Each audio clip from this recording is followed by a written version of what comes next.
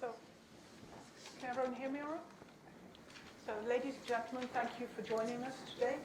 My name is Mirat Mabouk. I'm the Deputy Director and Director of Research and Programs for the Habibi Center for the Middle East. Our numbers have been slightly depleted because of the storm warning. DC is a town that really likes to leave 6 hours early, so some people have already scattered. Thank you for coming. We're here to talk about a fairly important important subject. We're talking about the new administration's foreign policy.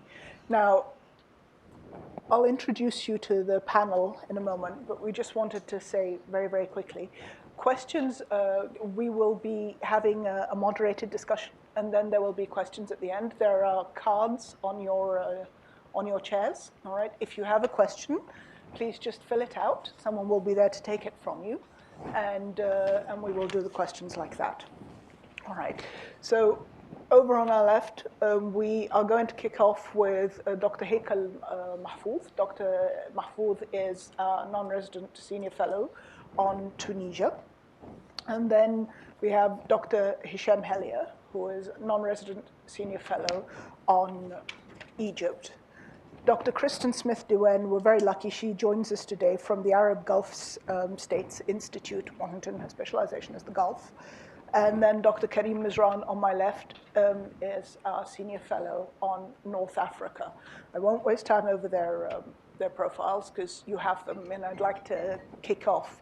So, Hekel, perhaps you could kick us off by talking about Tunisia, because what we just wanted to say quickly was, it may be a new administration, but the question is, how much does foreign policy really change?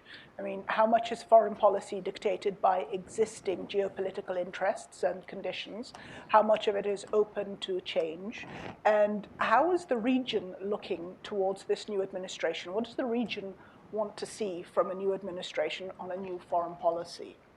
All right, so we're going to kick off with Dr. Mahfouz, who's going to start us off on Tunisia. And good afternoon, everybody. The region, to start with your last question, maybe is the region is looking and expecting very much from the new administration, since there is a real need for support to foster the economies, broadly speaking, and also to assist and support the democratization process, specifically in the case of Tunisia.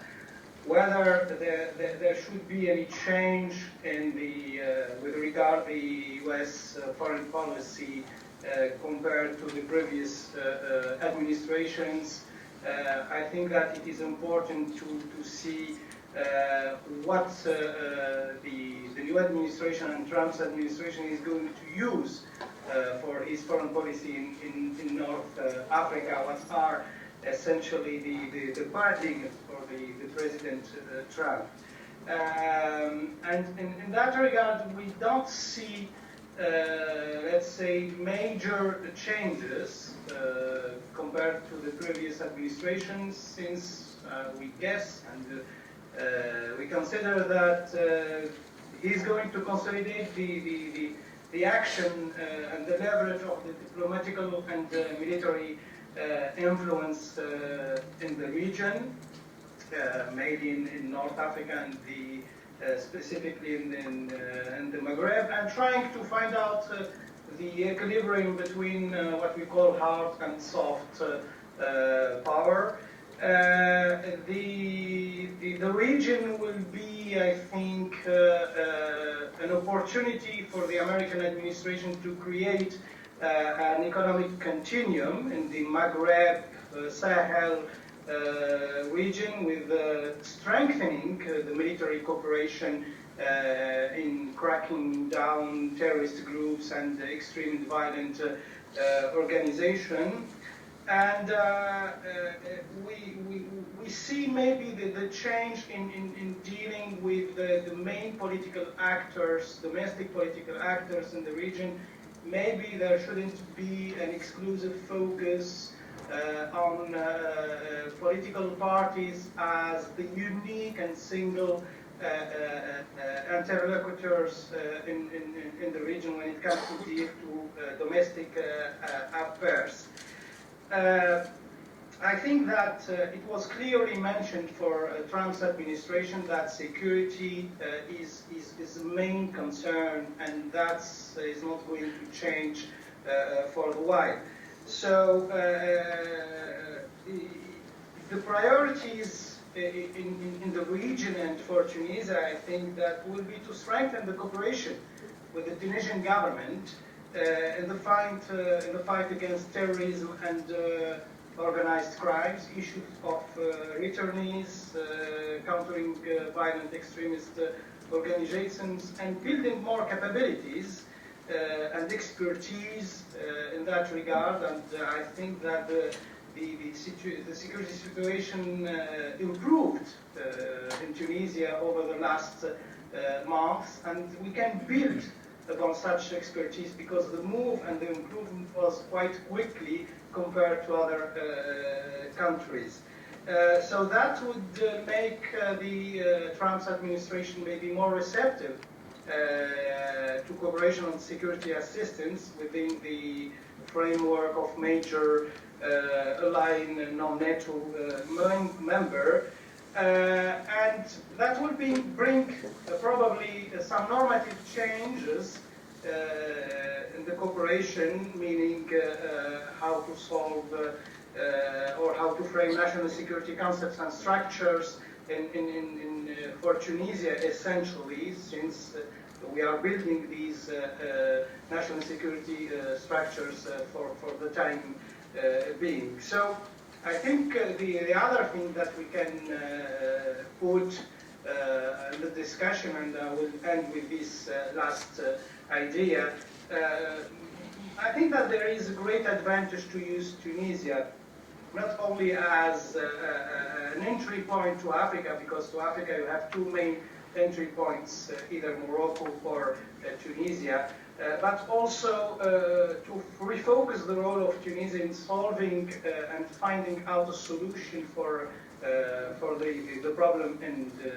Libya. I think that we can tackle that later. But broadly, these are the main ideas that we can address to start. And thank you. Thank you so much. Before we move on to our next panelist, I have a very quick question for you. Now, you mentioned Tunisia's importance. So this is something that a lot of people are curious about. I think a lot of people say that one of the reasons for Tunisia's success in the Arab Spring, apart from its political maturity, was the fact that it was perhaps a smaller country that flew under the radar.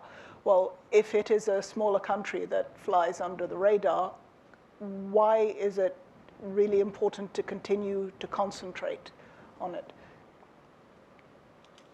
Well, Perhaps that's true. You touched on it, but it would be great if you could try and explain. Yeah, thank you. It's true that it's a small country, but it doesn't mean that it's not or a less important country than compared to the very close neighborhood. I mean, it depends. I mean, on what foreign countries are looking to get from Tunisia and in Tunisia. If it is on the economic level, the workforce is a skilled one. It is a highly educated society. The transition was very smooth and successful until now. And as I mentioned, on the economic level, there should be more engagement in Africa, and the potential that Tunisia will be doing the linkage between the America and Europe towards Africa is very important. We trust Tunisia. It has a traditional and historical role in the region, and I think that the moderate society is an asset in the country. So despite the narratives that are trying to find out a success story in the region, but I think it goes beyond that. There is a real potential which makes Tunisia attractive, and it is a trustworthy interlocutor in the Mediterranean region. Thank you so much. Perhaps we can move on to some of your neighbors. If we take a look at the rest of North Africa and Libya. Karim, perhaps you can see Thank again. you. Thank you very much, Miret, and thank you very much, Haikal, for your splendid introduction and your analysis. I have to admit that when I had to sit down and try to answer this question, I was puzzled by the lack of serious documentation one could study or program or something like that. What we had to work on was a series of tweets, comments, statements, flowed, decrees, and so on. So we have to work on perceptions. And in a region where conspiracies, theories, and where this kind of a vision abounds, it makes a very difficult mixture to work with, very difficult material to elaborate an answer which is precise and defined. In general, the US elections, I should say, have been perceived well by both the elites and the people in the Maghreb. And I don't know whether that is due to lack of understanding or a misunderstanding, as we will see. But in general, whether that is because of the hostility towards the other candidate, Hillary Clinton, that was perceived widely as being much more of the same, that is continuation in the same kind of line, the way Obama was perceived, or other reasons, I don't know. Fact is that Trump was received well, and his election was accepted widely. In Libya, for example, the people who side in the eastern part with the strongman, General Khalifa Haftar, were cheering and were happy and were opening champagne bottles because of the victory of Trump, because their perception was that because of what the president Trump said many times, that he was in favor of stabilization and the figure of the strongman, and the only time he mentioned something abroad was General Sisi and his rule, and how much in esteem he has for General Sisi, Trump's people who are supported by Sisi and by Egypt were all convinced that Trump would side by him. And therefore they welcomed this election. And the same happened from the other side. There was a large part of the people who wanted a wider engagement of the United States. They were hoping that Trump would mean the United States would lead a change in the area. They would take care of the situation, and he would resolve the Libyan crisis. This was believed upon the idea that, despite what the tweets said, that Trump would not be engaged abroad, he would like to see an America more isolationist than other. Brilliant people said, no, that's not true. He's going to try to show the difference between him and the previous administration and look for a quick fix. And Libya is easy to be resolved if you put all your attention to. So he will apply all his power and his attention to solve the Libya question, because you want to show how good he is, you want to make a good point. There is no sign of this in any declaration by Trump, but that's what you gather from the new media or other stuff from the people in the area. And the same thing one can be said for the other Maghrebi countries, such as Algeria and Morocco. The elites accepted very well the favor with which Trump looks at stability, at the strongman, and at order, because it would help them in their trying to resist the democratization trend. And a strong American administration that doesn't pay attention to democratization, to human rights, to all those values, and pays attention to security and stability, it's a good sign. It's definitely welcomed by the elites in power. And the people, on the other hand, had the impression that the Maghreb was not important at all for the United States, that in reality there would be no change in American foreign policy toward the Maghreb because of its lack of interest, because of its lack of, it's not interesting for the United States from most points of view. And this is a point that later on we'll try to, if you want, Mirat, we'll get deeper into that and try to challenge this vision, because it's true that the Maghreb is marginal, probably, to American national interest today. But there are facts and events that can happen in the area that might bring the area high to the attention of the United States. Just to mention one case for all, the rising tensions between Algeria and Morocco over the Western Sahara. If that really escalates and in a clash or in the beginning of the war of the sands, in that case, the United States will be forced to get involved into it because of the vacuum and security that will happen that could be filled by other actors. The United States will have to intervene and prevent that to happen. So this is more or less what we can perceive.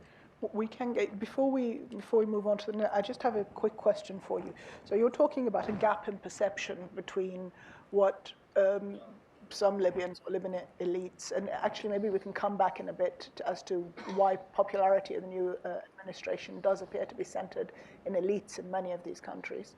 But you're talking about a gap in perception between what Libyans think will happen and what you think is likely to happen. How dangerous is that gap? I think it's very dangerous for those people that believe that because Trump said that he likes stability, he's going to side with that general or that situation. There are determinants in foreign policy which will prevent the United States to make a 180 degrees change in their foreign policy. Well, in Libya particularly, they cannot go against the interests of their allies. And there are important allies that have an interest in what's going on in Tripolitania, that have an interest in the peaceful solution of the crisis. A Trump that decides, I switch my support from the government in Tripoli, the UN-led negotiation in favor of General Haftar will be such a slap in the face of so many of its allies, and such an upsurge in the policy that I really don't see that happen. That would really surprise me. All right, we'll get back to that later. Hichem, allies.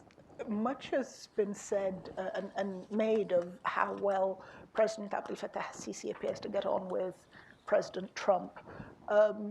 Do you think that this is relevant in any way? Do you think that foreign policy has personal overtones, or do you see it more as a matter of policy and state? And if so, do you see the relationship with Egypt changing in any way?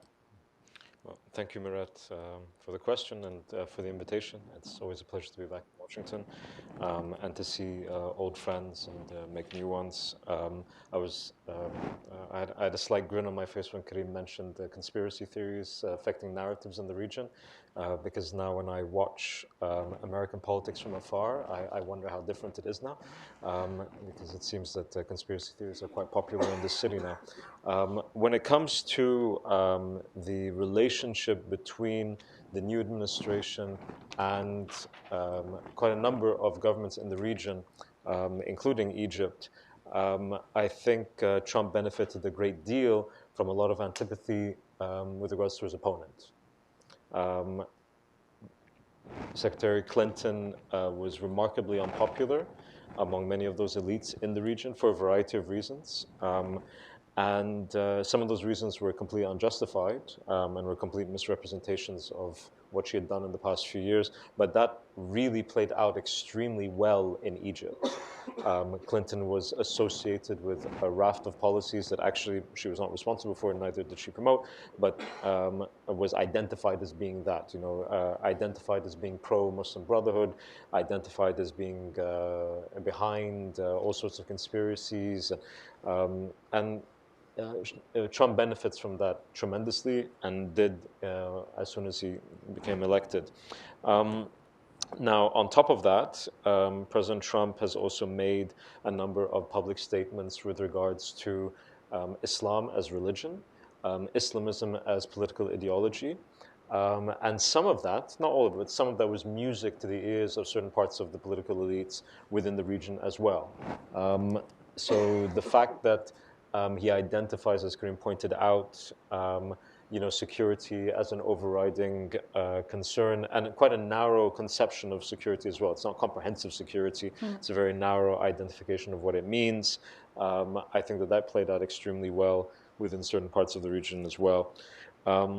Now, as you say, a lot has been made of this chemistry and this great relationship between Abdel Fattah al-Sisi and Donald Trump. I think that's what it's been like for people who see this from afar in the first few months. I'm not sure that that's the way we can expect it to continue, because one thing that I've begun to sense with different elites in the region is that, in spite of the fact that on an instinctive level they might find some chemistry with how Trump looks at the region in certain ways, the thing that overrides, I think, the world's perception of Donald Trump is his unpredictability and his erratic nature. And I think that has truly begun to affect how even people who might have favored his presidency in the region are beginning to view him. And frankly, that's a very legitimate concern. He is erratic. I now frequently expect that when I wake up in the morning and I look at my Twitter feed, that he's said something outrageous yet again. And nary does 2 days go by without something happening that's plastered all over the news. And I think some people in positions of authority are beginning to get quite nervous about what that could mean. I think Karim is right that there are certain determinants in foreign policy, but that's if the people in authority are aware of those determinants when they begin making their statements. And I can easily imagine somebody like Donald Trump deciding to tweet something out, and now a tweet can actually turn into an international crisis.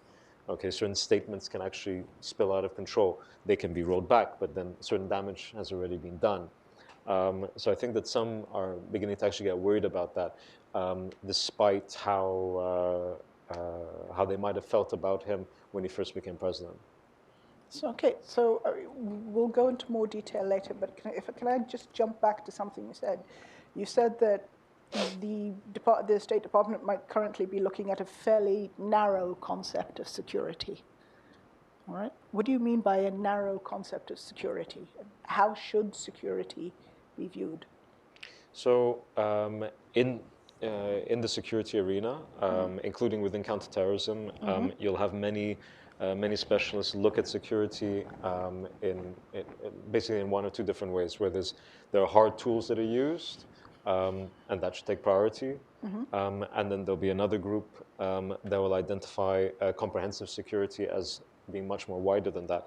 And you see that playing out when you engage in counterinsurgency strategies, when you engage in counterterrorism more generally. That you can't simply rely on these hard tactics. They're important, they're relevant, of course, and nobody should say otherwise.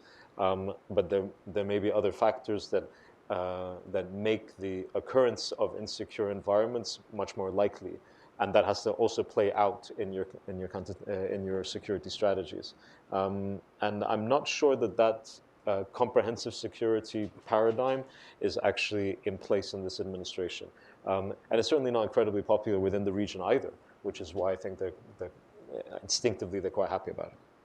All right, well, we're not going to let that go. We'll come back to it. But I do want to turn to Kristen at the moment, because Kristen's expertise is the Gulf, and the Gulf is often viewed as a hegemonous bloc, but of course it isn't. So perhaps you could let us know more about it. Thank you. And first, I'd just like to say that I'm delighted to be here, and I want to thank you, Miret, for the welcome. And it's great to see you, and took us some other people here as well. I was visiting fellow here at one point, and so it's really exciting to be back, and I'm always happy to be here, kind of a second home at the Atlantic Council. If you look at the Gulf states and their attitude towards the new administration, I think most of the Gulf states fell very strongly into the anyone but Obama camp. They were very unhappy with President Obama's policies within the region and happy to see any change at all. But I think they actually have quite a bit of positive anticipation towards a Trump administration in particular, based on a few things, of key things that they would like to see change towards U.S. policy. One, and the number one policy, definitely for Saudi Arabia and many of the other Gulf states, is to see a tougher line on Iran. They, at this point, are comfortable and, in fact, would support, I think, the administration maintaining the Joint Comprehensive Plan of Action, or the Iran nuclear deal, but they don't want to see any further normalization with Iran, and they want to see any move in that direction sort of rolled back with a much more hard policy towards Iran and trying to contain Iran's kind of inroads in the Arab states in the region. And I think they have some room for optimism in looking at the early appointments of the Trump administration, some of the early rhetoric that's coming from the Trump administration, and some of the initial policies, perhaps in Yemen and others. We can talk more about that. Another area where I think they have some optimism is maybe a little less, for want of a better word, moralizing on the part of the administration. There was some sense that the Obama administration just didn't really get the Gulf states, didn't respect them very much, for want of a better word. And there are a lot of statements about kind of that the Gulf states needed to do more on their own, that a lot of the problems that they had in the region and even with Iran were a result of their own weak governance inside of the Gulf states, these sorts of issues. And I think they're kind of looking forward to less conditionality, I guess, in their relationship. Not that there was a lot actually under Obama, but there was a kind of perception of that. And so more kind of return to a very, in some sense, transactional relationship where they're going to be looking much more towards the commercial side of things. And I think, again, there's some indication of that already, the early days of the Trump administration. I know there's been some newspaper articles that are coming out of the State Department of people not having much to do in the State Department, but I've met with some people in the commercial and in the economic side of the State Department, and they're very busy and given a very strong message that they want the State Department, particularly their role in promoting kind of U.S. business abroad, to be prominent in this administration. That's something that the Gulf states are very comfortable with and eager to encourage in this administration. And also some of the limited conditionality that the Obama administration put on Gulf states for weapons sales. In particular, near the end of the administration, they held up a sale of F-16s to Bahrain. There's already been indications, I think through the Senate Foreign Relations Committee, Corker, I think, made a statement saying that he expected those sales to go forward and that they would no longer be held up based on some expectation that Bahrain would kind of work harder to kind of bring the population together and some human rights concerns there. I think just more generally, too, there's a general kind of cultural affinity with the Gulf states. They're comfortable with where the Trump administration is in terms of this kind of more personalized foreign policy. It's kind of hard to explain, but I think, a lot of the frustration also was that the Gulf states weren't getting enough of this personal attention, and the sort of move that we see in the Trump administration, even to running some of the foreign policy out of the executive branch, kind of talk of Jared Kushner playing a more prominent role, this sort of thing. That's something that the Gulf states are very comfortable with and quite good at building those kinds of relationships. We have the Saudi Deputy Crown Prince Mohammed bin Salman is arriving, I believe, today to Washington, and he's supposed to be meeting with Jared Kushner, with people on the Hill, and is supposed to be getting a meeting with President Trump, I believe, as well, in the White House. So I think building those personal ties are going to be very important for a lot of the Gulf states, and I think this is even in preparation for a visit by King Salman later here in the spring, perhaps, or early part of the year. We've seen other Gulf countries also making kind of their arrangements, other media reports about the Emirati ambassador, Yusuf Al-Taiba, having very close relations with some of the personal advisors like Jared Kushner and having his ear. And you've seen even just like small things like Bahrain and Kuwait holding their National Day celebrations in New Trump Tower here. So the Gulf states know how to build these kind of personal relations, and I think they're kind of jumping on early in the boat to try to build those close ties that they think will serve them well. I think a couple of things they need to watch out for, though, and some challenges. The populism that we have seen emerging in a Trump administration and even came through in some of the Obama foreign policy, I would argue, is something that's not going to be easy for Gulf states to manage. The most concrete expression of this would be the JASTA, right? The Justice Against Sponsors of Terrorism Act that was passed, just before the elections last year. That is, basically allows for lawsuits against states sponsors of terrorism, and this is something that could really hit the Gulf states in particular, all of the Gulf states, even in some cases are moving forward. And if these aren't kind of halted by some mechanisms that they might, but not necessarily have, but State Department intervening, then this could be very problematic for them, not only in findings that could result in financial damages, but also in the early stages of cases, you can even have discovery stages where they would have to be giving up information, documents, even depositions. This is going to be very problematic for the U.S. and Gulf state relations. But I think under a Trump administration, it's going to be really hard to repeal JASTA at all. So that's going to be one kind of flashpoint that we have to see how that develops in the courts and how that's managed. The second is, I think you mentioned, or I think it's come up, something about burden sharing. Of course, Trump administration, from all of these early phone calls with leaders, has been very eager to kind of put people on their back foot, that America is going to expect more. I heard this was very much also kind of the tone of the early conversations they had with the Gulf states. The Gulf states actually do spend a lot of money. So if you start to get into the ledgers, they're spending a lot of money on weapons and these sorts of things. But I think just more broadly, the expectation that in managing particularly all of these different conflicts, if we're fortunate enough that some of them start to get to a more manageable point, the huge investments that are going to be needed in Iraq, in Yemen, in Syria, I think the Trump administration is going to look heavily on the Gulf states to be sharing in that burden, maybe even taking a leading role in that. And that's obviously going to be very difficult for Gulf states that are facing a period of austerity right now where they're asking a lot more of their own citizens. So that's also going to be a very hard thing to navigate. So if we can jump back to JASTA for just a moment, I think you're right, it would be very difficult to repeal. but it did cause a certain amount of disquiet at the State Department. How do you think something like that could be defrayed? I mean, what would the Gulf states be looking for that would give them some peace of mind that this was being paid attention to, that this was being handled? Right. Well, what can be done before the? Well, they're putting a lot of money into this, and trying to investigate that and see what they can do. I think certainly they would love to see it repealed altogether. And like you said, there is some dissatisfaction amongst foreign policy professionals and discomfort with it. But I personally think it's going to be really hard to repeal something like that in the current climate, and especially when you have victims of terrorism kind of pushing for what they see as a just resolution of these things.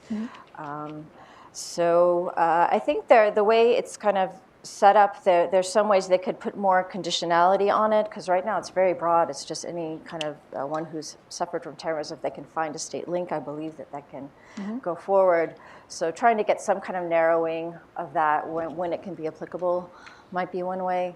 And then as the cases go forward, I think there's another place where, like I said, the State Department can step in and say that they are kind of putting forth a good fourth effort to resolve certain issues.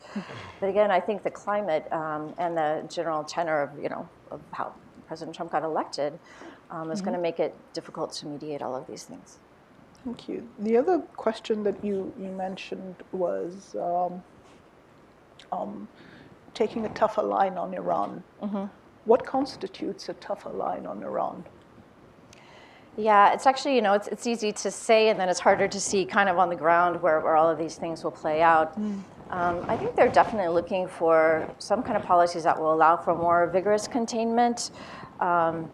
We can see this in terms of sort of maritime interdictions that can take place both in the Gulf and also in the Red Sea, like around Yemen. So trying to prevent any sort of Iranian kind of linkage to what they see as important theaters, whether it be in Bahrain or in Yemen.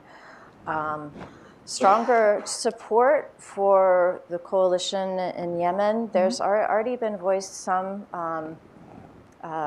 interest in doing that, and some kind of conflation, again, since early days in the Trump administration, of kind of seeing how if they can be tougher in Yemen, both, of course, in the south where we have the threat of counterterrorism operations against Al-Qaeda and Islamic State, where we have Emirati forces in particular have been very active in that ground. We've already saw this early raid that took place. That was cooperation between the two.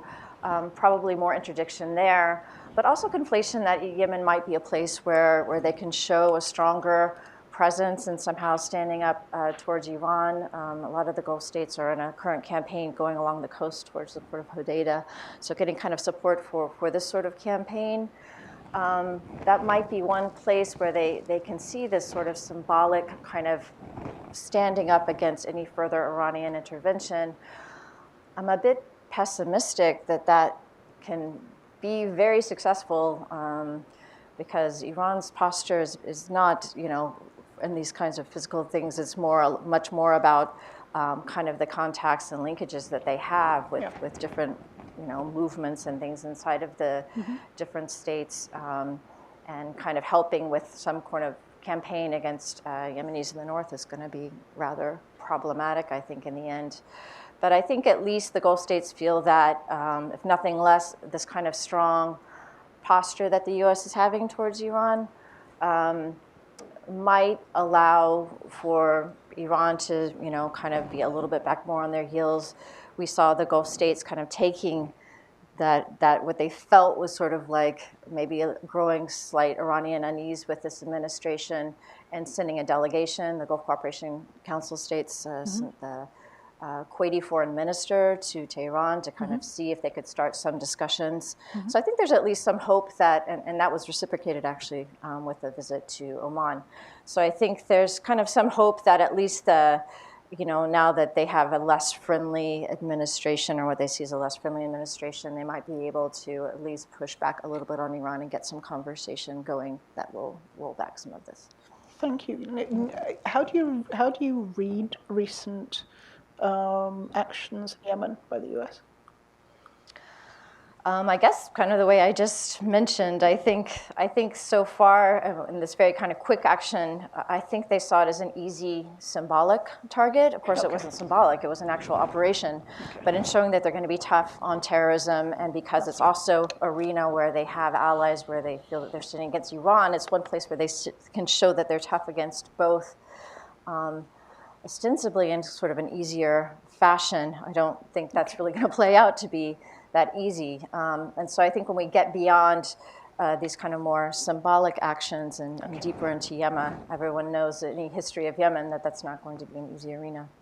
No, okay, well, thank you. And thank you so much. So speaking of easy arenas, Libya. What do you think how do you think the US can safely move on Libya? Because, I mean, you had originally been a proponent of international work, in international intervention. There is a 6 month ago answer, which was more American intervention in the sense of leadership of the process, either of negotiations and the support to the United Nations in a leading position. That is, the United States would be the forefront of the international coalition to convince, coalesce, push, pressure the various groups to come to an agreement. And with the Americans' guarantee, it couldn't have been done. And at the same time, the American leadership would have been very important, because the Europeans are divided among themselves, the regional actors are one against the other. So the unipolar country taking the lead, I saw that as positive. Now, today's answer is I really don't know. I'm not sure that we want to have Libya high in the interest of this administration. They might go the wrong way. The fear that they might go the wrong way is, in my opinion, too high. So I will revisit my vision of U.S. engagement and U.S. intervention. We have to see who's going to be in charge of the foreign policy, what are the first steps they are going to make, and then see if there is an understanding, the will to understand what's going on in the country, rather than prejudice and prejudgment decision on where to side and what to do and how to behave. But we have just been saying that, so if not US engagement, then there's likely to be someone else's engagement. They keep on saying the process is led by the United Nations. The Europeans should lead it, but neither the Italians have the strength to do it, nor the British or the French have the strength to do it. So therefore, it's a non-leadership that is going to be involved that makes me feel pessimistic about it. The regional actors is different. There is the Egyptian and the Algerian balancing efforts to define a solution in Libya, but it's shrouded in ambiguity. The Egyptians are very much in support of Haftar, even though they say that they do recognize the government in Tripoli. The Algerians are all for the negotiation process. There hasn't been a meeting of the minds, yes, of the regional actors that would make me feel tranquil that they have a clear vision and a common intent to solve the crisis. Okay, thank you. So I have a question both for Hekel and Hisham, if you could both take a crack at it. Hekel, you had mentioned earlier that you didn't think the government should be the sole interlocutors, which brings us to the part of civil society. Now, civil society did used to be very vibrant, both Tunisia and Egypt, but we're now looking at a fairly beleaguered civil society, and this administration has perhaps indicated that it might not be as keen or as energetic on dealing with civil society as the previous administration. Now, do you feel that that is accurate? Is there a point? How does one move forward on this? Or should the administration simply be dealing with governments? In whichever order you take first. Yeah, sure. Thank you, Miraj. Well, on the issue of civil society, when I raised this aspect of the the problem, I wasn't essentially meaning or referring to the traditional stance of civil society. Basically, I was trying to raise the idea that the leadership for the country and for the transition, the whole democratic transition, does not come necessarily from the political, let's say, sphere. And that maybe we can find skillful leaders. What lacks in the region is a vision, a real vision for the future of our populations. It might be found much easily, I think, from the, let's say, the elite, which is part of the civil society and not necessarily within the political elite. And if Trump's administration is going to do politics as doing business, I think that the balance will be found out also within the civil society. Added to that, in countries like Tunisia, essentially, we lost faith in the political leadership. The last polls, for instance, reveal that for the upcoming elections, local elections, maybe the rate of participation will be very low compared to 2014 because the political parties were not able to deliver on highly expectations and issues, economy, social development, etc. So that makes a shift also in terms of domestic interest from the traditional political parties to maybe much broader political participation. Thank you so much. Just something to add. There was a lot of effort, I think, from different Western governments with regards to civil society, particularly post-2011, on the assumption that different civil society groups would play a much larger role than what actually happened for a variety of reasons that you saw unfold in the region. And now I feel the pendulum has swung completely in the opposite direction, where actually we need to focus more on just hard security solutions, and civil society groups are actually irrelevant. And I think this is a mistake. And I think it's a mistake because you can't imagine that the present case of affairs is simply going to continue in a very sustainable and continuous fashion. And at some point, one or many of these countries in the region may face different crises. And the states may not be actually, the states in each of these countries may not actually be able to fulfill all of the requirements that they need to in order to solve those crises, or at least reduce the possibility that they turn into something much larger. And civil society is precisely what would be needed in those situations to inject a bit of, at least releasing of steam. I'm not sure that everybody in the region looks at it like that. And I suspect that it's far more complicated for people in policy arenas outside of the region to consider, as opposed to, no, it's just a pure security paradigm that we're going within. But we suffer from a broad bandwidth issue, I think, in a number of Western capitals, particularly if you're in Europe. The refugee crisis, domestic, i.e. European issues with regards to things like Brexit and the rise of right-wing populism. When you look at the region more generally, your concerns are usually going to be more about Syria, Iraq, Libya. It's not really going to be about civil society. It's not the way that these policy arenas actually function. That's not necessarily a good thing, but that's simply the way that it works out. There's limited time in the day for people to address different crises. But I do think that this is a very short-sighted way of looking at it. Thank you. I can just step in and add to that on the Gulf states. I mean, I think definitely the perception is there that the Trump administration is going to be focused more on state to state, maybe business to business. But I think I agree with Hisham. It'd be kind of a mistake to to not pay closer attention to the really important social and societal transformations that are going on right now. I mean, I know in the Gulf states we're facing a really historic generational transformation that the states themselves are quite aware of.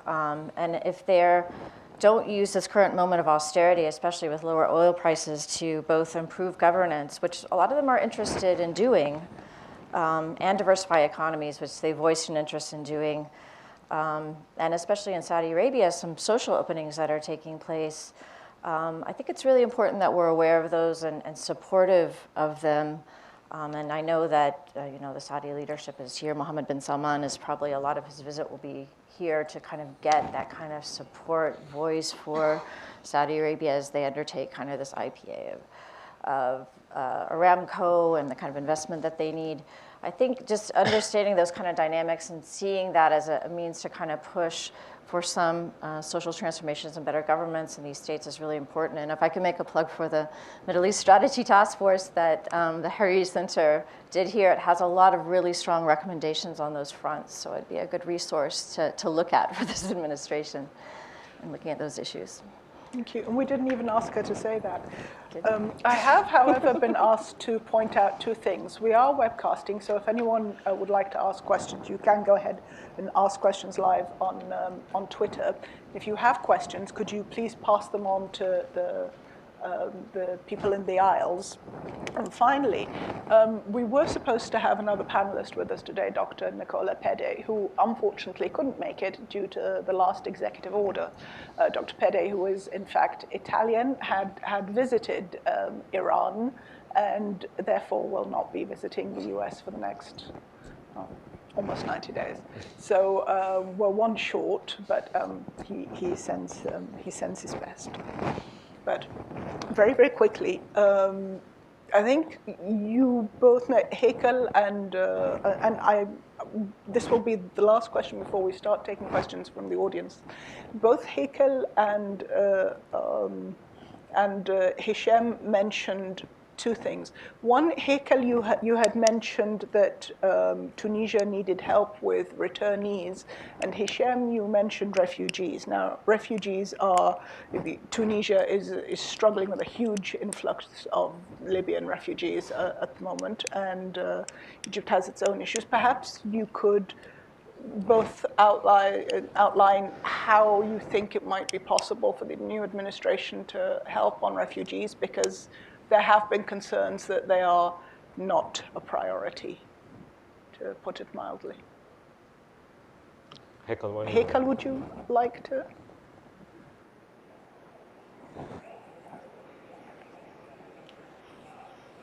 At home, at their own home, so there is no deal to talk in terms of refugees when it comes to deal to the Libyans. On the issue of returnees, I think that there is big sensitivity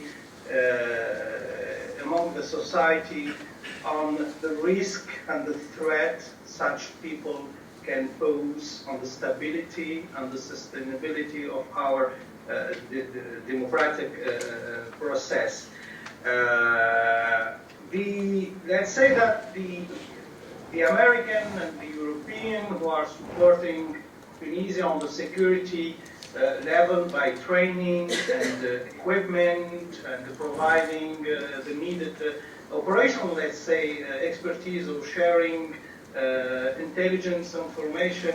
I'm not sure, despite all these reports, that they are able really to support the government in tackling and addressing the issue or the problem of dealing with its own nationals coming back from Syria or from Iraq. So I think that there should be two things. There should be a kind of national dialogue within Tunisia on how to address this issue of returnees. And second, policymakers in Tunisia should also envisage the proper solutions to address and to fix with the Tunisians coming back from the front line in Syria and in Iraq. There is no, let's be frank, there is no one single solution.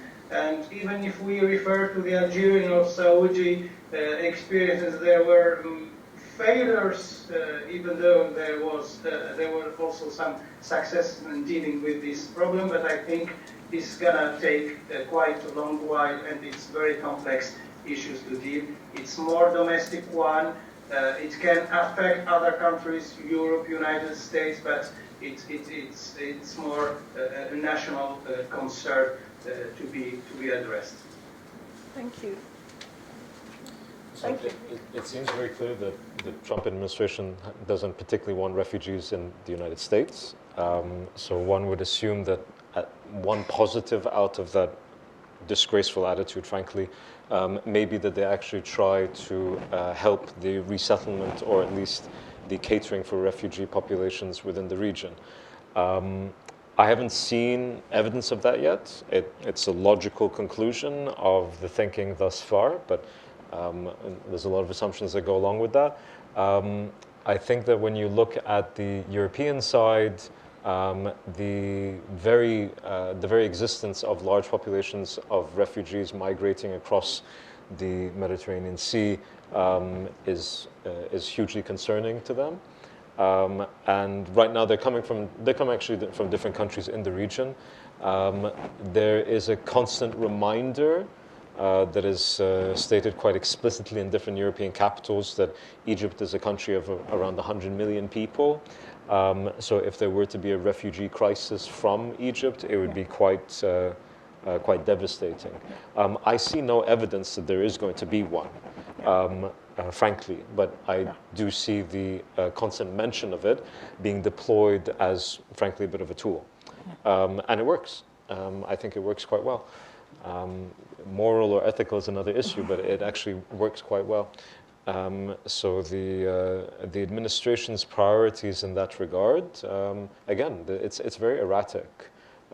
If they don't want refugees to come to the United States, then one would presume that they want them to be well taken care of in countries nearby, which would mean assisting in providing care and helping countries take care of those populations. But I don't see evidence for that yet. Well, the Europeans are now doing it. I mean, for example, when Chancellor Angela Merkel was in Egypt 3 weeks ago, she did discuss in Egypt and in Tunisia help with refugees. Is this something that the US might want to? Oh, I would think that would be a very good idea. I just unfortunately don't have a great deal of optimism in that regard when it comes to the willingness or the interest and inclination of this administration in that direction. Okay, thank you. So we have a question from the audience that is to all the panelists. So I'm going to ask it of all of you. You can choose which to answer. What should be the top priority of the Trump administration in the Middle East?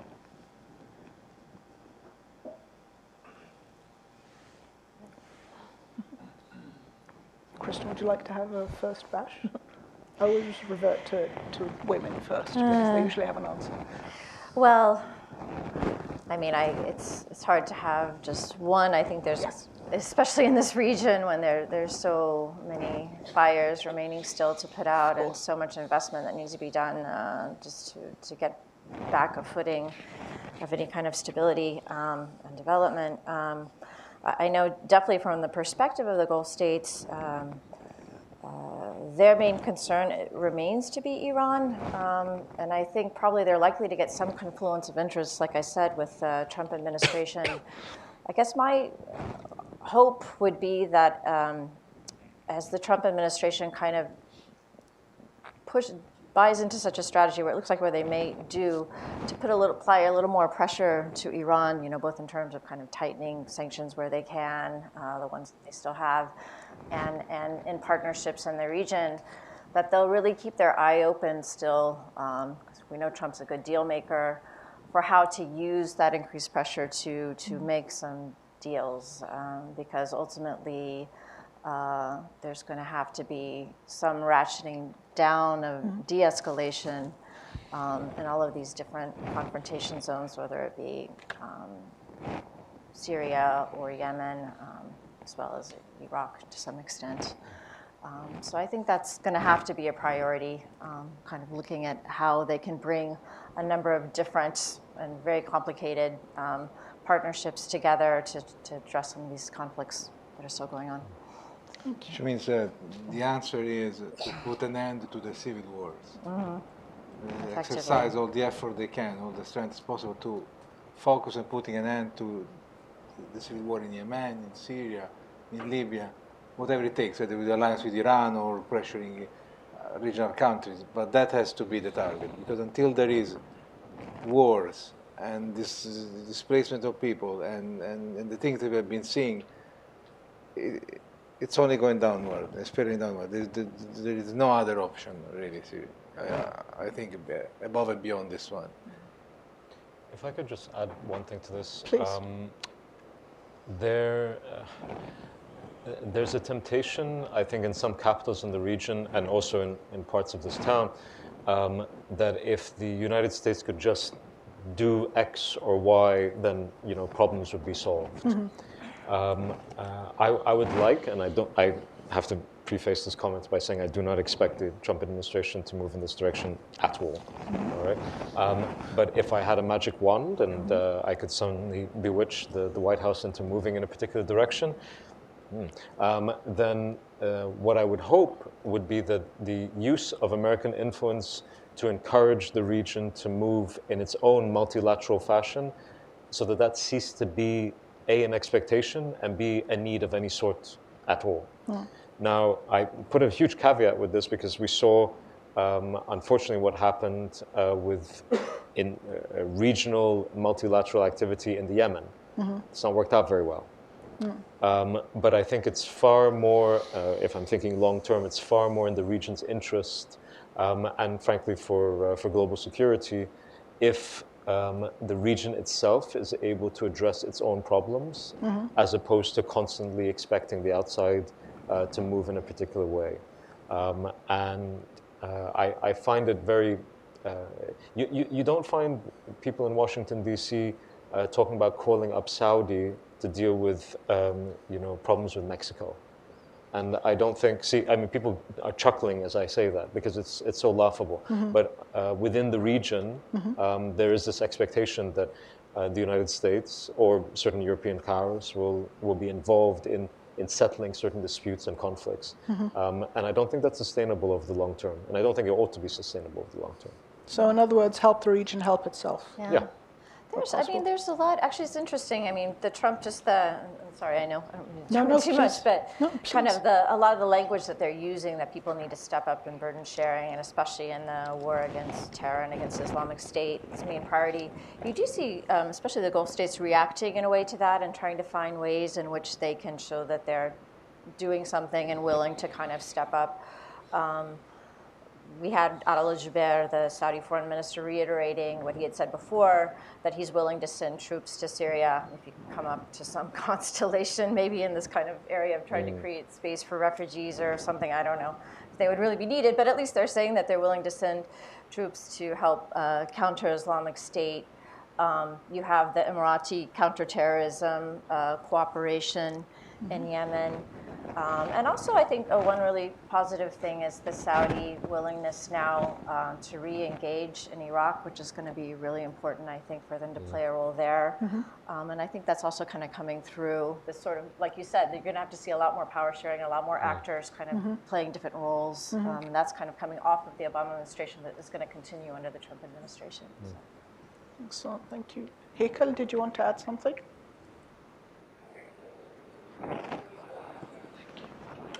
I have a problem, frankly speaking, with these kind of questions, what should be the top priority, because if you start listing one top priority, then it will be at the expense of other things. And if we consider that economic development would be top priority, then we can remember what was the situation of the region in the 19th when I remember former French president came to Tunisia to visit Tunisia and said, well, you have an economic a real economic growth, so what do you need else? What we need really in the region is governance, true and proper and efficient governance. And if this works for across the region, I mean all the region, from Mauritania to Bahrain, I mean transparency, the capacity to deliver on sensitive and give answer expectations, people expectations, accountability, fighting corruption, respecting rules, etc. If we can really address and tackle these issues, I think that more than 50% of our problems will be resolved in the future. So I think you're probably absolutely correct, but if we jump back to Hisham's point for 1 second, we say that it might be best for the US to help the region help itself. How do you see the US as helping governments, countries in the region with better governance?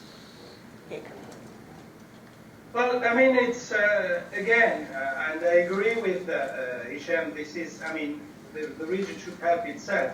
But there are things that we can, foreign donors, international assistance can do on the issue of governance, dealing first with trustworthy leadership in the region, making policies clear and transparent also, and the issue of conditionality, for instance, political and economic conditionality could be used as a leverage for institutional reforms, force for transparency, and the capacity to deliver in the region for peoples. That could be one option that not only the US can do, but also European themselves. Thank you. We have a quick question here by someone who says, don't the critical views of the Sisi presidency by Senators John McCain and Lindsey Graham put a check on the Trump embrace of Sisi or on the issue of giving aid without conditionality? Aid without conditionality. That might be for you, Hisham. I mean, it's an interesting view. I'm not sure. I somehow suspected that, and I stand to be corrected, but that surely overestimates the power and the influence of those two particular people. Mm-hmm. Again, this is a bit erratic. I don't actually think that that's a check on presidential authority in this regard. It certainly raises the issue and I think puts it into the public domain.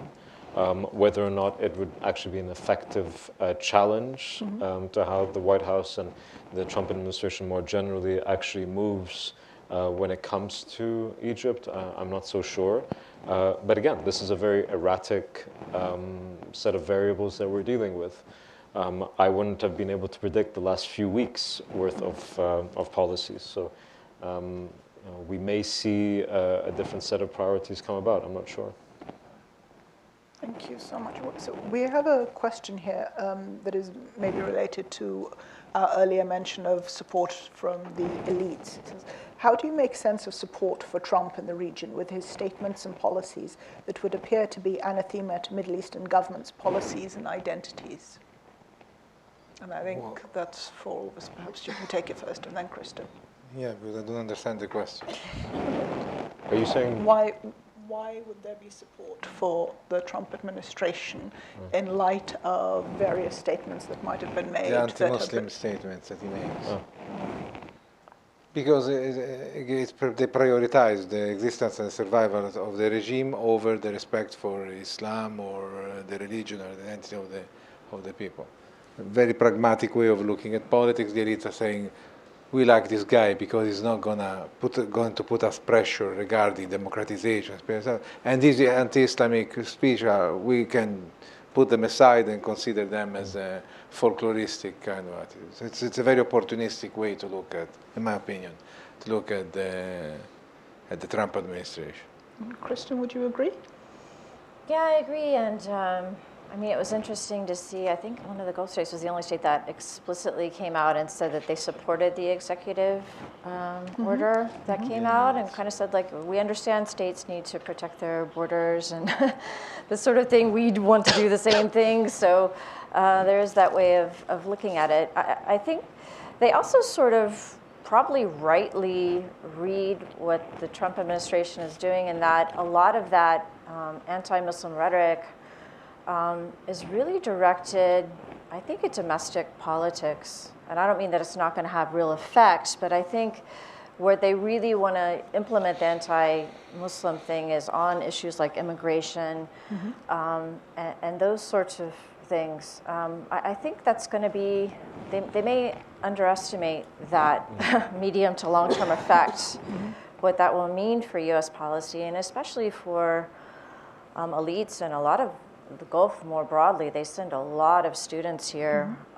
So that's something that Gulf societies are very concerned about. But I think they kind of see it as, you know, like you said, the elites, there's kind of a trade-off between the other priorities that they want and feeling that this is something that's going to be here domestically, but it won't affect their partnerships on the strategic level. Thank you. Hakel, did you have anything to add to that? All right. I do. Please. Actually, I mean, just from my own experience within the region, I think that there's two things here. First, it's a very interests, pragmatic way of looking at it, that they try to put this kind of to one side, despite the, you know, quite incessant, you know, bigoted statements that have been coming out of the administration about not simply politicized groups, if that were not bad enough, but also actually very essential identities. And there's a lot, and the second thing is that there's a lot of wait and see. Okay, so I think there are a lot of people in positions of authority throughout the region that aren't quite sure what this all means in terms of actual policy. And that's where their interest pragmatic sort of approach can actually work out. I think there's also, quite frankly, a lack of realization of how deep the ideological component actually is, if not with the president himself, which I fully appreciate, but with other people within the administration. And there are ideologues in this administration, and they're dangerous. And I'm not quite sure how much that has actually seeped into discussions in those capitals as of yet. And we're very early in this administration, and other things can happen. And I think that it'll be very interesting to see how they're able to manage all of that. Most of these countries will not have to deal with, you know, popular pressure from below, because that doesn't really affect them. But even within the elites, when you get at their identities in that sort of fashion, you know, it's quite difficult to then imagine that they can just carry on with business as usual, because they themselves will feel this sort of abhorrence. So I wouldn't underestimate that. Over the last couple of days, I saw these statements from Congressman Steve King about Geert Wilders in Denmark. Sorry, in the Netherlands. And these are highly charged, incredibly bigoted statements. Now, he's not serving in a senior position within the Trump administration, but he is somebody who does travel to the region on a fairly regular basis. I wouldn't presume that will just continue indefinitely. Thank you. And you don't think that these countries are going to have to deal with popular opinion? No, I don't think that they take that very much into account. All right. Thank you. Question for Dr. Dewan. Do you foresee additional policy or cooperation between the Gulf states and Israel? And on which issues? QME issues, specifically. Yeah, I mean, there's no question that at least implicitly the Gulf state policies and Israeli policies have been coming closer together, just as a consequence of both of them being very concerned that their number one enemy is Iran. There's been some talk, early talk in the administration when looking at different security kind of formulations that they can form in the region, about forming an Arab NATO that would include a number of the Gulf countries, I think Jordan and Saudi Arabia and the Emirates and Egypt, I think. And an alliance with Israel being sort of a partner. I think whether that kind of actually comes about or not, the sort of intelligence sharing that's already going on, some of the initial feelers that are there, are likely to continue and to deepen just because the strategic alignments are there. Right. Thank you. I think we had one question, which is actually a repeat of an earlier question, so I won't take it, but we have 5 minutes. So I would just like to ask the panelists for just 2 minutes to just say, if you had to present an issue to the State Department, to this new administration, just on one issue, what do you think the most urgent one would be for your areas, for your countries? Larger country in your case, the Gulf. Oh, for the Gulf? Well, I think I mentioned before, I think those societal transformations are really key and really important for the administration to keep an eye on. And I think I talked about that in a little bit of length. The other thing too, though, would be just to keep in mind, and I've been trying to differentiate a little bit, but probably not as much even as I should, but that all of the Gulf states are not at all the same. Yes. And that you can kind of draw upon different states, have different sort of strategic postures on certain issues. And I think that's important to keep in mind too in approaching the Gulf states and different issues. Thank you. Okay. Regarding Libya, I would say that the most important thing I would tell them is strengthen your participation in the negotiation process, back the attempt to find a negotiation, and don't swim from it. But there is one other issue more general that I really am afraid is going to come, and that is the banning of the Muslim Brotherhood in the United States. That I really think is going to be a major mistake. And that's why if I have to sacrifice, I'll sacrifice Libya in favor of this issue. I would say one thing you have to do, try to avoid to undertake that road and to come to a generic or general banning of the Muslim Brotherhood. That, in my opinion, would be a colossal mistake, whose consequences we will pay for a long time. What would you recommend instead of an outright ban? Just forget it. Just let the movement evolve the way it is going to evolve. Hit it if it evolves in a violent, and strengthen it if it, on the other hand, evolves into a political, or goes back to become a political environment. But this idea to ban an entire political party with its history, with its values, with its consensus that it has, and ban it and make it an entire terrorist organization will be a major mistake. That's my personal opinion. You're probably right. Like, I wish we could talk more about that, but we've run out. Heikal?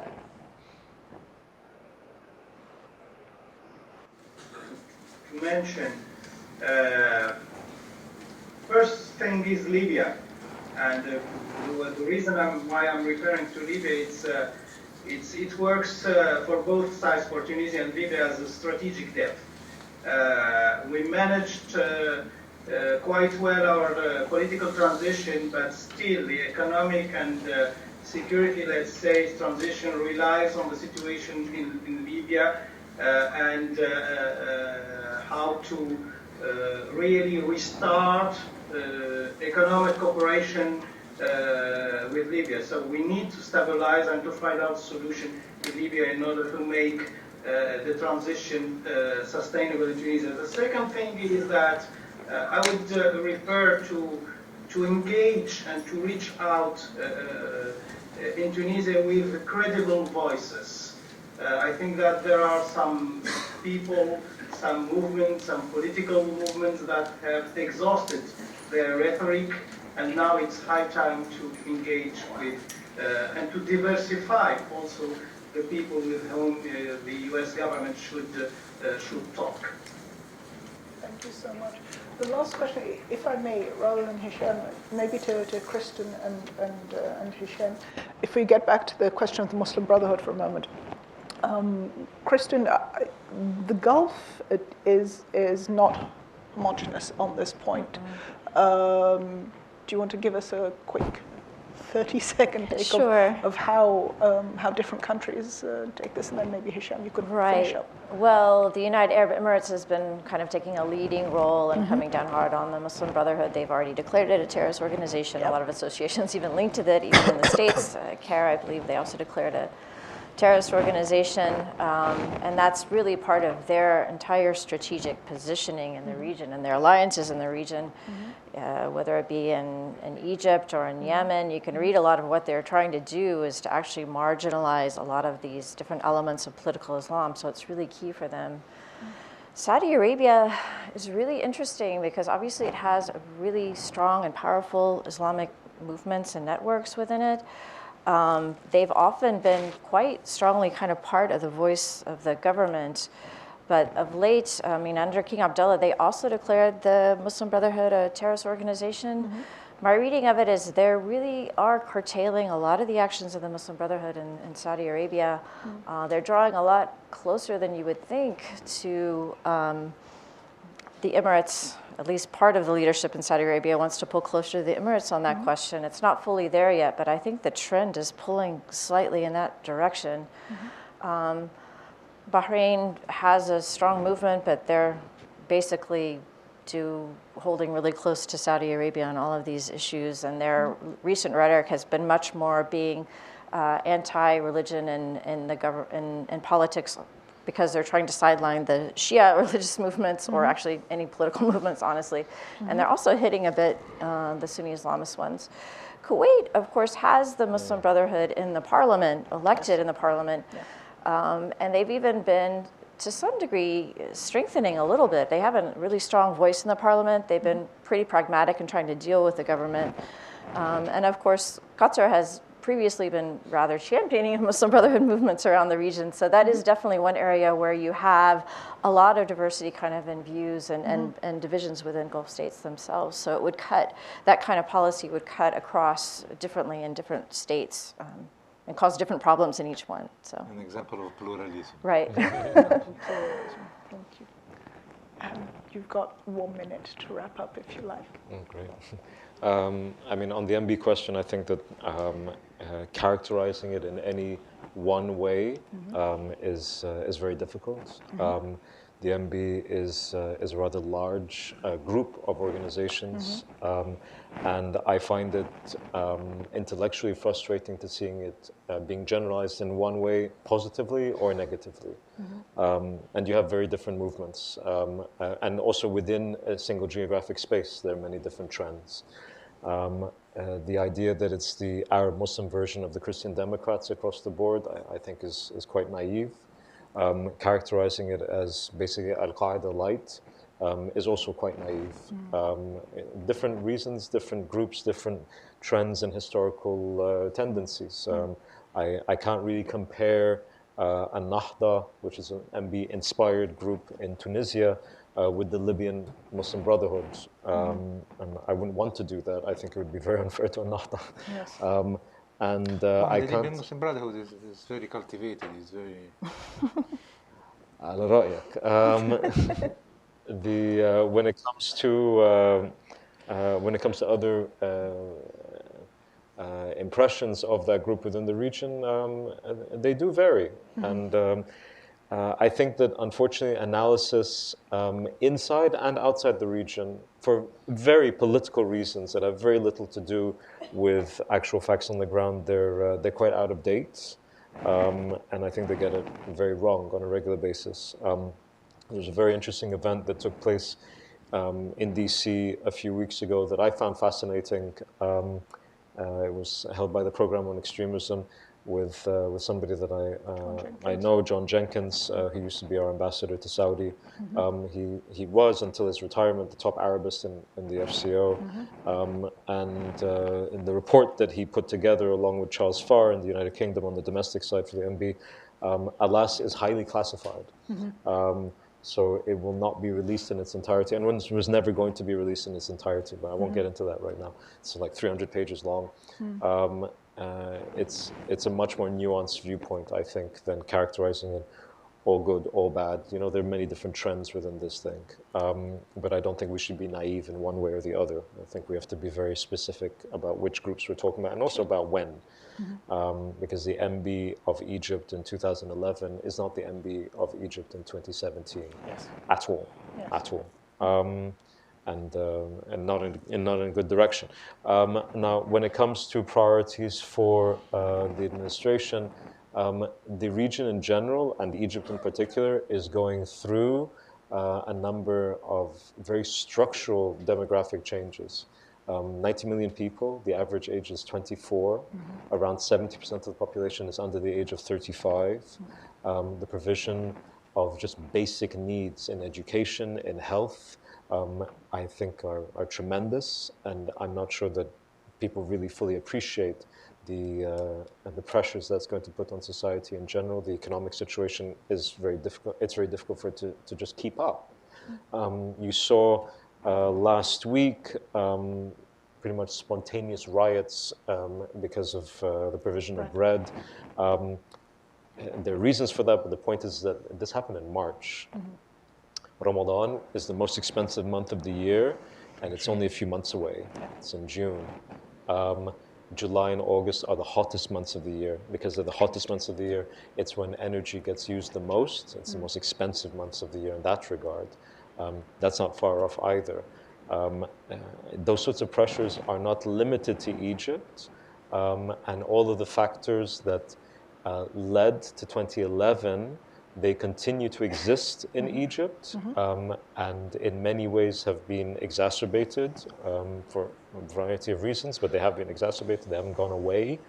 And I think that we are so caught up in the moment, okay? We're so caught up with the crisis that sits right in front of us, that it's difficult for us, I think, to imagine, what are we going to do about this coming up in 5 years, the youth bulge.